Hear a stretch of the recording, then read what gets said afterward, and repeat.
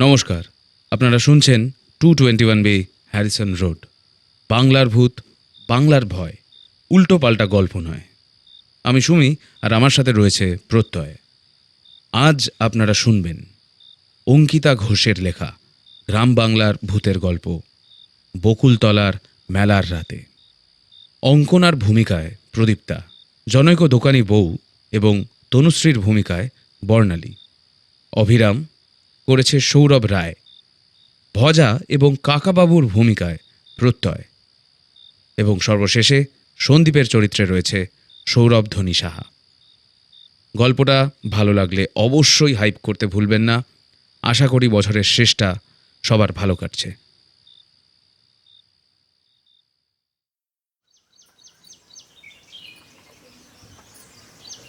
নতুন নতুন বিয়ের পর সন্দীপ এসেছে পূর্ব বর্ধমানের এক মফস্বলী গ্রাম বকুলতলায়। সন্দীপের স্ত্রী তনুশ্রী নিজের কাকার কাছেই মানুষ হয়েছে। তনুশ্রীর কাকাবাবু অবসরপ্রাপ্ত পোস্টমাস্টার হলেও তার একটা বিশেষ ক্ষমতা ছিল। তিনি নাকি হাতের রেখা পড়তে পারেন, যদিও সন্দীপের এসব বিষয়ে বিন্দুমাত্র আগ্রহ ছিল না। কিন্তু স্ত্রীর মন রাখতে দুপুরে খাওয়া দাওয়ার পর উঠোনে বসে কাকাবাবুর সামনে ডান হাত মেলে বসতেই হলো। তনুশ্রী বলল, কাকাবাবু, একটু দেখো তো ওর হাতে দ্বিতীয় বিয়ে টিয়ে লেখা আছে কিনা। কাকাবাবু হাতটা সামনে নিয়ে চশমার মধ্যে দিয়ে সরু সরু চোখ করে দেখে বললেন, না, বিয়ে তো একটাই। যাক বাবা, বাঁচলাম। কিন্তু কিন্তু কি? কাকাবাবু গম্ভীর হয়ে বললেন। কিন্তু এটা কি? সন্দীপ একটু হেসে বলল, কি দেখলেন আবার? খুন টুন লেখা আছে নাকি হাতে? হঠাৎ কাকাবাবুর ভ্রু কুঁচকে গেল। তিনি বললেন, দেখছি তোমার তো একটা ফাঁড়া আছে এই কিছুদিনের মধ্যে, মানে দুর্ঘটনা জাতীয় কিছু। কি বলছো কাকু? তাই তো দেখছি মা। তোমার কোনো শত্রু টত্রু আছে নাকি জামাই? সন্দীপ থতমত খেয়ে বলল, না, আমার তো কোনো শত্রু নেই। তনুশ্রী কাকাবাবুর দিকে তাকিয়ে জিজ্ঞাসা করল, এটা থেকে বাঁচতে হলে কি করতে হবে কাকাবাবু? দেখো মা, স্বামীর বিপদ একমাত্র স্ত্রী ঠেকাতে পারে। আমার মতে এই কয়েকটা দিন তুই সব সময় ওর সঙ্গে থাক, বিশেষত রাস্তাঘাটে আর ওকে একা ছাড়িস না। কয়েকটা দিনের তো ব্যাপার, তারপর থেকে আর কোনো অসুবিধা হবে বলে মনে হয় না। তনুশ্রী হাত জোর করে আকাশের দিকে তাকিয়ে প্রণাম করে সন্দীপের হাতটা ধরে বলল, এখন কয়েকটা দিন আমি তোমার ছায়া হয়ে ঘুরবো, বুঝলে? আচ্ছা বাবা, তাই হবে। এমনিও ঘুরতে যখন এসেছি একা একা ঘুরবই বা কেন? যেখানে যাব তোমার সঙ্গেই নিয়ে যাব, বুঝলে?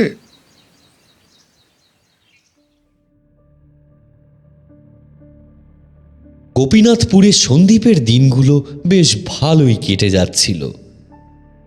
প্রথম দিকে কাকাবাবুর সেই হস্তরেখার সতর্কবাণ মনে থাকলেও ধীরে ধীরে তা চাপা পড়ে গেল।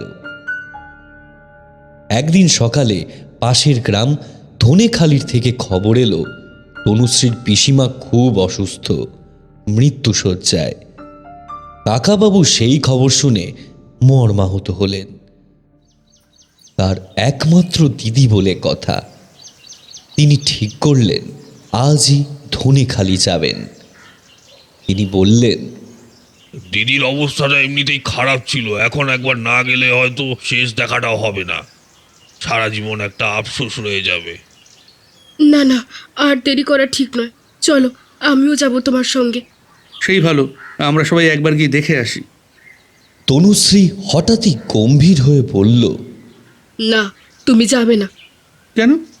তোমার গলায় যে তাবিজ আছে, তোমার মা বলেছিলেন বিয়ের পর 1 বছরের জন্য এই তাবিজ তোমার গলায় থাকবে। কোনো মৃতদেহ শ্মশান বা শ্রাদ্ধ বাড়িতে তোমার ঢোকা চলবে না। এখন যদি আমরা যেতে যেতে পিসির কিছু একটা হয়ে যায়, তখন তো তুমি ফিরতে পারবে না। তাবিজ নষ্ট হলে তোমার মা আমায় যা নয় তাই বলে কথা শোনাবেন।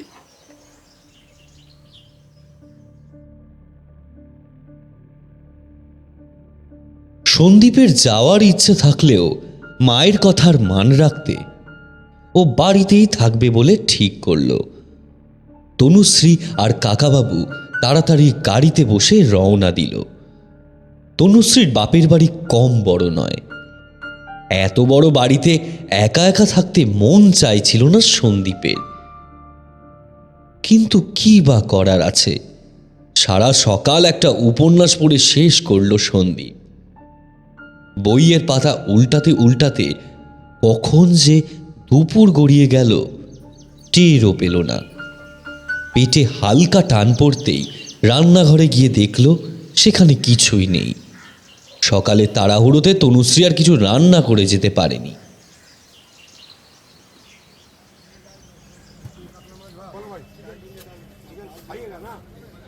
বাড়ি থেকে 2 মিনিট হাঁটলেই গলির মোড়ে ভজার পাইস হোটেল। সন্দীপ সেই দিকেই গেল। দোকানে আজ প্রচুর ভিড়। গাঁয়ের অনেক মানুষজন বসে খাচ্ছে। হোটেলের মালিক ভজা সন্দীপকে দেখে বলল, আরে জামাই যে এখানে বসে খেতে এসেছেন নাকি? সন্দীপ একটু হেসে বলল, হ্যাঁ, ওই আর কি। বাড়িতে রান্না হয়নি বুঝি? না, আমার গিন্নি আর কাকাবাবু এক আত্মীয়ের বাড়ি গেছেন, আজ বোধহয় ফিরবে না। তাই ভাবলাম। ও নিয়ে ভাববেন না জামাই, আপনি বাড়ি যান, আমি ওর দোকানের ছেলেকে পাঠিয়ে দিচ্ছি খাবার নিয়ে। মাছ খাবেন না মাংস? আগে মাছ হলে ভালো হয়। এই টাকাটা নিয়ে নিন। আরে ও ঠিক আছে, ও সব পরে দেখা যাবে। আপনি এখন বাড়ি যান, আমি খাবার পাঠিয়ে দিচ্ছি।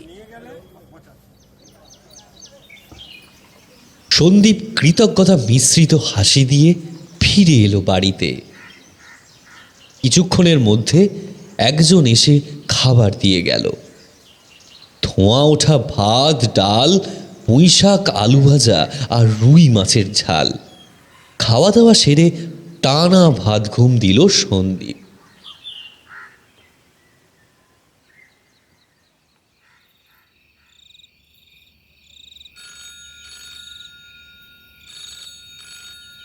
টেলিফোনের শব্দে ঘুম ভাঙল সন্দীপে। হ্যালো। হ্যাঁ, আমি বলছি, আমরা পৌঁছে গেছি বুঝলে। আসলে এখানে এত ঝক্কি, তোমায় ফোন করতে পারিনি। কিছু খেয়েছো? হ্যাঁ হ্যাঁ, আমায় নিয়ে ভাবতে হবে না। পিসিমা কেমন আছেন? অবস্থা খুব খারাপ গো, একদমই চোখ খুলছেন না। চাকর বলল 7 দিন নাকি কিচ্ছু খায়নি। ডাক্তার বললেন আজ রাত নাও কাটতে পারে। মনে হচ্ছে আজ রাতে আর ফেরা যাবে না গো। তুমি একা একা থাকতে পারবে তো? তোমায় ছাড়া একটু কষ্ট হবে, কিন্তু ম্যানেজ করে নেব। আবার বাজে কথা। শোনো না, নিজের খেয়াল রেখো কেমন? হ্যাঁ, তুমি ঠিকঠাক থেকো, আর কাকাবাবুরও খেয়াল রেখো। হ্যাঁ হ্যাঁ হ্যাঁ, এখন রাখছি তাহলে, কাল সকালে দেখা হবে। ফোন রেখে সন্দীপ ঘড়িতে সময় দেখল প্রায় 7টা বাজে। আজ অনেকক্ষণ ঘুমিয়েছে সে। এখন একটু চা না খেলে শরীর চলবে না।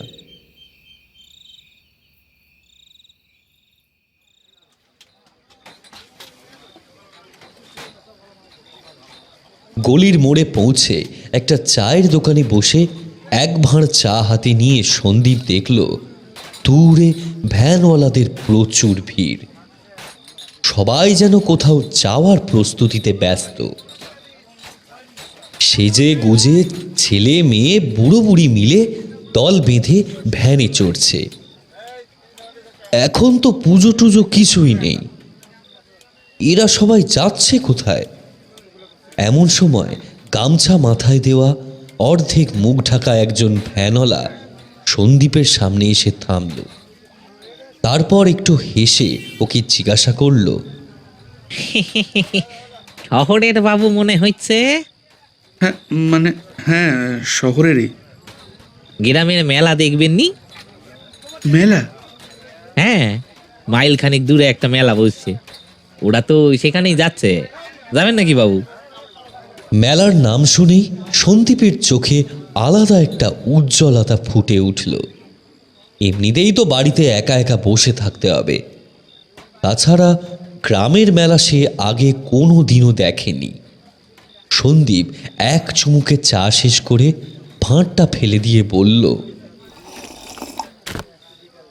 চলো তাহলে, তবে ফিরিয়ে নিয়ে আসতে হবে কিন্তু। ভ্যানওয়ালা মাথা নেড়ে বলল, হ্যাঁ বাবু, আমি ফিরিয়ে নিয়ে আসবো। যাতায়াত মিলিয়ে ওই 50 টাকা দিবেন।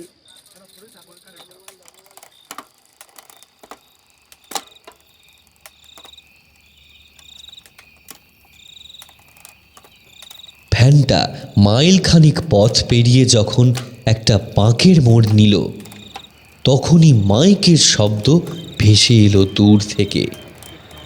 সন্দীপ ভ্যান থেকে নেমে মেলায় প্রবেশ করল। মাঠটা বিশাল, চারিদিক ঘিরে রয়েছে ছোট ছোট তাঁবু, অজস্র দোকান। একপাশে নাগরদোলা ঘুরছে, সেখান থেকে ভেসে আসছে ছেলে মেয়েদের চিৎকার। ওর পাশেই একটা কাঠের ঘূর্ণি, দূরে একটা নীল কাপড় দিয়ে ঢাকা মঞ্চ, সেখানে লেখা আছে রাত 10টা থেকে যাত্রাপালা শুরু হবে। আরেকদিকে কড়াইয়ের ফুটন্ত তেলে লাফাচ্ছে পেঁয়াজি আর বেগুনি, আর অন্যদিকে বিক্রি হচ্ছে জিলিপি, নিমকি। ঘুরতে ঘুরতে মাঠের শেষ প্রান্তে এক কোণে চোখ পড়ল সন্দীপের। সেখানে বাঁশের বেড়া দিয়ে ঘেরা একটা ছোট্ট দোকান বসেছে, নানান ধরনের গয়না বিক্রি হচ্ছে। হঠাৎ তনুশ্রী কথা মনে হতে সেই দিকে এগিয়ে গেল সন্দীপ। দোকানের কাছে যেতেই দোকানের ভিতর বসে থাকা বউটি বলে উঠল, বাবু চুড়ি নেবেন নাকি? 2 টাকা ডজন চুড়ি নেবেন? বউটি কয়েক গাছি লাল চুড়ি তুলে ধরল সন্দীপের সামনে। চুড়িগুলো হাতে নিতেই সন্দীপের চোখের সামনে ভেসে উঠল একজনের হাসি মুখ। অস্ফুটে বলে উঠল, অঙ্কনা। সন্দীপের কানে যেন ভেসে এলো সেই পুরনো কথোপকথন। এই চুড়ি কিনে দেবে আমায়? লাল রঙের কাচের চুড়ি। সন্দীপ এক গাছি চুড়ি ওর হাতে পরিয়ে দিয়ে বলতো, এই নাও, এবারে খুশি তো? খিলখিল করে হেসে চুড়ির ছুনছুন শব্দ করতে করতে অঙ্কনা বলতো, খুব খুশি। সন্দীপ পকেট থেকে 2 টাকা মহিলার হাতে দিয়ে 1 ডজন চুড়ি কিনে নিল। তারপর মনে হলো, কেন কিনলাম এই চুড়ি? তনুশ্রীর জন্য কি? না, ও তো কাঁচের চুড়ি পরে না। কাঁচের চুড়ি যে পরতো তাকে আর এখন কোথায় পাবো? তাকে চুড়িগুলো দেওয়া তো দূর, তার খবরই নেওয়া হয়নি প্রায় 1টা বছর। চারপাশে মেলার কোলাহল, চিৎকার, গান বাজনা, হাসির রোল সবই চলছে আপন গতিতে। কিন্তু সন্দীপের মনটা ভারী হয়ে উঠল। একটা চাপা কান্না অনেক দিন পর গলার কাছে এসে আটকে গেল। অঙ্কনার চোখ দুটো সন্দীপ আজও ভুলতে পারে না। সেই 2 আঁখি যেন 1000 শব্দের চেয়েও বেশি কিছু বলতো। মেয়ে মানুষের এত সাহসী ভালোবাসা ও আগে কোনো দিনও দেখেনি। তবুও কিছু ভালোবাসার সম্পর্ক নির্দিষ্ট গন্তব্যে পৌঁছতে পারে না, সামাজিক ও পারিবারিক চাপে। সেই চাপেই অঙ্কনাকে ছেড়ে সন্দীপ তনুশ্রীকে বিয়ে করেছিল। অঙ্কনার সেই হাহাকার আজ আবারও কানে ভেসে এলো সন্দীপের।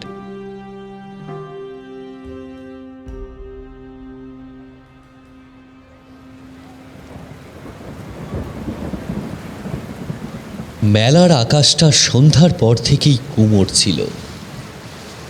হঠাৎ এক ঝাপটা বাতাসের সঙ্গে শুরু হলো বৃষ্টি। এক মুহূর্তে ভিজে গেল আলো, দোকান, প্যান্ডেল। লোকজন ছোটাছুটি শুরু করলো। এমন সময় গামছা দিয়ে মুখ ঢেকে সেই ভ্যানওয়ালা ছুটে এসে হাজির। বাবু চলুন, এই বৃষ্টিতে রাস্তা একেবারে নষ্ট হয়ে যাবে, এক্ষুনি বেরোতে হবে। হ্যাঁ চলো। ভ্যানওয়ালা ছুটে ভ্যান আনতে গেল। তখনই একজন মেয়ের সঙ্গে সন্দীপের ধাক্কা লাগলো। মাফ করবেন। সন্দীপ পিছিয়ে গিয়ে মুখ তুলল, আর সাথে সাথেই সারা শরীরে একটা ঠান্ডা স্রোত বয়ে গেল। এই যে অঙ্কনা! এক মুহূর্তের জন্য চারপাশের কোলাহল যেন থেমে গেল। অঙ্কনার মুখেও কোনো কথা নেই। সন্দীপও কিছুতেই ওর দিক থেকে দৃষ্টি সরিয়ে নিতে পারছিল না। দুজনেই কিছুক্ষণ পাথরের মূর্তির মতো দাঁড়িয়ে রইল। তারপর সন্দীপ কোনো রকমে প্রশ্ন করল, তুমি এখানে? অঙ্কনা বলল, কাঁসাপাড়ায় আমার মামার বাড়ি। তুমি এখানে? আমি তো শ্বশুর বাড়ি। একা এসেছো? হ্যাঁ একাই। তা ফিরবে কি করে? ভ্যান সাইকেল যা পাবো ধরে নেব।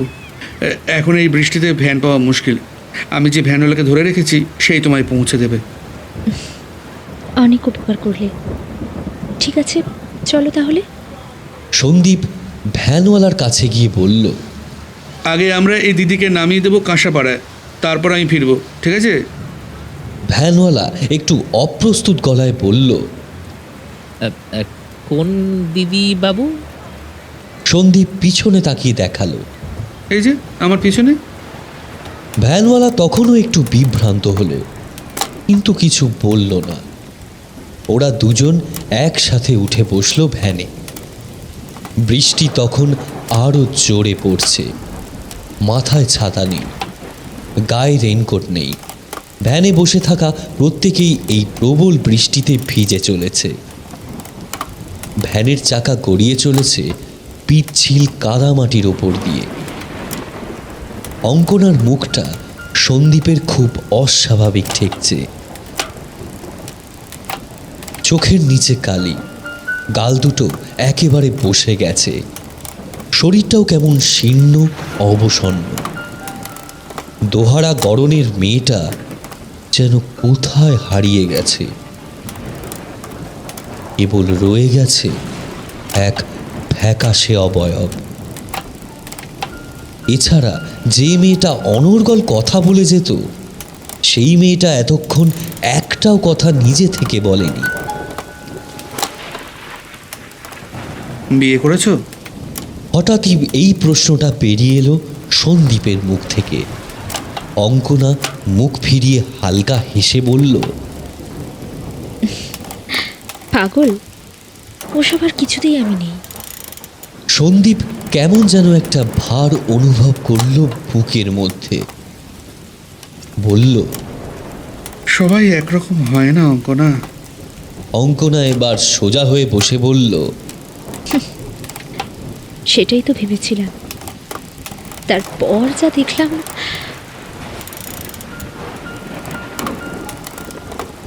কথাগুলো ছুরির ফলার মতো বিঁধে গেল সন্দীপের বুকে। ও কি শুধুই সন্দীপের চলে যাওয়াটা দেখল, আর ভালোবাসাটা চোখে পড়ল না? অঙ্কনা কিভাবে ভুলে গেল সেই দিনগুলো? যেবার বাগবাজারে নিজের মামা বাড়িতে গিয়েছিল অঙ্কনা, সেবার একজন চ্যাংড়া ছেলেকে, কি যেন নাম ছিল, অভিরাম, দিনের পর দিন অঙ্কনাকে উত্ত্যক্ত করত। সেই ছেলেটা রাস্তাঘাটে বিরক্ত করত। সেই অভিরামকে ধরে একদিন বেধড়ক মেরেছিল সন্দীপ।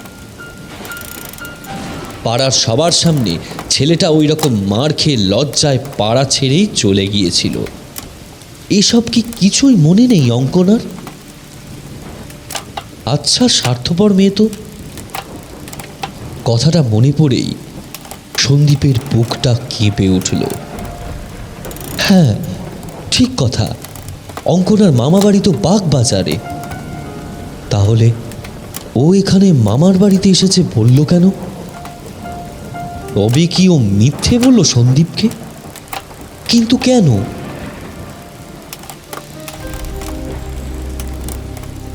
সাথে সাথে সন্দীপের মনে পড়ল কাকাবাবুর কথা। ফাঁড়া, তবে কি অঙ্কনাই এখন ওর শত্রু? হতেই পারে। অজস্র অভিমান, অবহেলা, মানসিক ক্ষতের জন্য হয়তো প্রতিশোধ নিতে এসেছে অঙ্কনা। সন্দীপের শরীরটা যেন ঠান্ডা হয়ে গেল। হঠাৎ একটা ঝাঁকুনির পর কটার শব্দ করে থেমে গেল ভ্যানটা।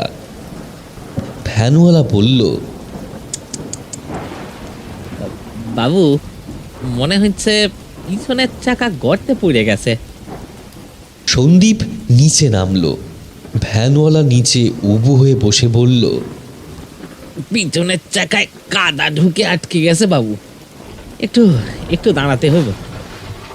নিস্তব্ধ নিঝুম রাস্তা, একদিকে জঙ্গল আর অন্যদিকে গভীর খাদ। অঙ্কনা নীরবে ভ্যান থেকে নেমে নিচু গলায় সন্দীপকে বলল, চলো ওই জঙ্গলের ধারে গিয়ে একটু দাঁড়াই, ভ্যান ঠিক হলে ভ্যানওয়ালা ডেকে নেবে। সন্দীপের বুকের ভেতরটা কেঁপে উঠল। একে নিঝুম অন্ধকার, তার উপর বৃষ্টি, অচেনা রাস্তা, তার উপর অঙ্কনার এই অদ্ভুত প্রস্তাব। সন্দীপ গলা খাঁকড়ে বলল, না, আমি এখানে ভ্যানওয়ালার একটু সাহায্য করব। শোনো না, এদিকে থেকো না, আমার সঙ্গে চলো। সন্দীপ মুহূর্তের জন্য অসাড় হয়ে গেল। এক অদ্ভুত ঠান্ডা শিরশিরে ভাব ছড়িয়ে পড়ল তার শরীর জুড়ে। সে ধীরে ধীরে হাত ছাড়িয়ে নিয়ে গম্ভীর গলায় বলল, তুমি যাও, ভ্যান ঠিক হলে আমি নিজেই তোমায় ডেকে নেব। অঙ্কনা আর কিছু বলল না। সে চুপচাপ জঙ্গলের দিকে হেঁটে চলে গেল।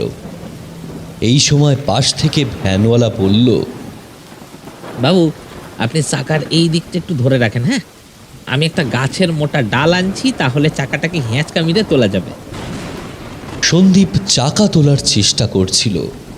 ভ্যানওয়ালা তাড়াতাড়ি জঙ্গলের সামনে চলে গেল। সন্দীপের পিছন দিকে খাদের সীমানা দিয়ে কাদা গড়িয়ে পড়ছে। আকাশে বজ্রের গর্জন বাড়ছে। ঠিক তখন কোনো ভারী কিছু এসে সজোরে আছড়ে পড়ল সন্দীপের মাথার পেছনে। চোখের সামনেটা ঝাপসা হয়ে এলো। শেষ অবধি অঙ্কনা এভাবে। সন্দীপ মাথা ধরে পিছনে ফিরে তাকাতেই দেখল হাতের গাছের মোটা ডাল ধরে দাঁড়িয়ে আছে। না, অঙ্কনা নয়, এই যে সেই ভ্যানওয়ালা। সেই মুহূর্তে বিদ্যুতের ঝলকে স্পষ্ট হলো তার মুখ। নিজের মুখ আড়াল করে রাখা গামছাটা এখন ভ্যানওয়ালা খুলে দিয়েছে। এ যে সেই লম্পট ছেলে যে একসময় অঙ্কনাকে বিরক্ত করার জন্য সন্দীপের হাতে মার খেয়েছিল। অভিরাম। অভিরামের চোখে পুরনো হিংস্রতা, মুখে ঘৃণা মিশ্রিত হাসি নিয়ে দাঁড়িয়ে আছে সন্দীপের সামনে। গলাটা নিচু করে ঠোঁটের কোণে এক টুকরো শয়তানি হাসি চেপে সে বলল, আমি গুন্ডা ছিলাম রে, গুন্ডা। হ্যাঁ, বাগবাজারে আমার নাম শুনে সবাই থরথর করে কাঁদতো, কিন্তু তোর হাতে মার খেয়ে পাড়ায় আমার মান ইজ্জত বলে কিচ্ছু রইল না। সবাই পেছনে হাসতো, কাদায় পড়া শুয়োর বল। শেষে তো পার্টি অফিস থেকে খেদিয়ে দিল। বাধ্য হয়ে শহর ছেড়ে গ্রামের বাড়ি ফিরলাম। এখন দেখ, বাগবাজারের অবিরাম গুন্ডা নাকি গ্রামে ভ্যান চালাচ্ছে। বাজার হোটেলে আজ তোকে দেখেই চিনেছি। তুই চিনতে পেরে যাস সেই ভয়েতে মুখে গামছা বেঁধে রেখেছে। ওকে দেখা মাত্রই এতদিনের পুরনো রাগটা আবার তেড়ে ফুড়ে উঠল। ভাবছিলাম কিভাবে তোকে শায়েস্তা করব, কিন্তু হঠাৎ তুই নিজে থেকেই আমায় সেই সুযোগ করে দিলি। সন্দীপ যন্ত্রণায় মাথা চেপে ধরে মাটিতে লুটিয়ে পড়ে ছটফট করে চলল। অভিরাম নিচু হয়ে সন্দীপের মুখের কাছে মুখ নামিয়ে বলল, তা হ্যাঁ রে, মাথার গন্ডগোলটা কবে বাঁধালি? সারাটা রাস্তা একা একা কথা বলতে বলতে এলি। ডাক্তার টাক্তার দেখাস তো? হ্যাঁ, হো হো করে হেসে উঠল অভিরাম। এই অবস্থাতেও সন্দীপের মনটা হু হু করে উঠল। কি বলছে অভিরাম? ও এতক্ষণ একা একা কথা বলছিল মানে? ওর সঙ্গে তো অঙ্কনা ছিল। এমন সময় অভিরামের মাথা লক্ষ্য করে একটা আঘাত নেমে এলো। বিরাট একটা পাথর কোথা থেকে যেন উড়ে এসে অভিরামের মাথায় এসে লাগলো। অভিরাম খাদের ধারেই দাঁড়িয়েছিল। প্রচণ্ড আঘাতে সে টাল সামলাতে না পেরে চিৎকার করে পড়ে গেল খাদে।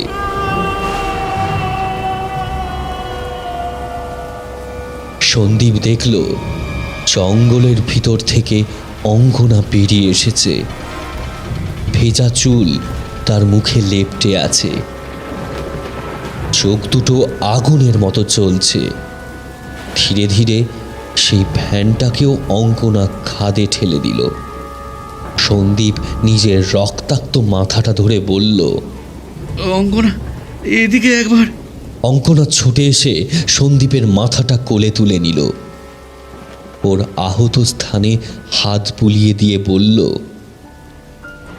তুমি ছেড়ে চলে যাওয়ার পর একদিন আমার খুব জ্বর আসে। ভাবলাম এই বিচ্ছেদের কারণেই আমার শরীর খারাপ হয়ে যাচ্ছে বোধহয়, কিন্তু না। জ্বর যখন অনেক দিনেও কমলো না, তখন রক্ত পরীক্ষা করা হলো।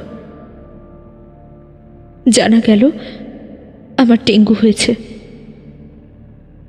হাসপাতালে নিয়ে যাওয়ার সময় জ্বর এত বেড়ে যায় যে আমি আমি মাঝপথেই মারা যাই। তুমি যদি একবার এসে খোঁজ নিতে, তাহলে জানতে পারতে আমি আর নেই। আমাদের বাড়ির দূরত্বটা এতটাই বেশি ছিল যে তুমি কিচ্ছু জানতে পারলে না। আজও তুমি কিছুই জানতে পারতে না। এই শয়তানটা যদি না তোমার ক্ষতি করতে আসতো। তুমি চিন্তা করো না, তোমার কিচ্ছু হবে না। এই রাস্তায় বর্ষার দিনে এমন দুর্ঘটনা আগেও হয়েছে। লোকে এটাকেও দুর্ঘটনাই বলবে। আমি চললাম গো। তোমার উপর আমার কোনো রাগ নেই, তবে একটা শেষ আবদার আছে। রাখবে? রাখবো। পরের জন্মে যদি আবার দেখা হয়, তাহলে আমাকে ছেড়ে যেতে পারবে না কিন্তু। সারাটা জীবন আমায় ভালোবেসে আমার পাশে থাকবে, কেমন? সন্দীপের চোখের সামনে থেকে অঙ্কনার মুখটা ধীরে ধীরে মিলিয়ে গেল।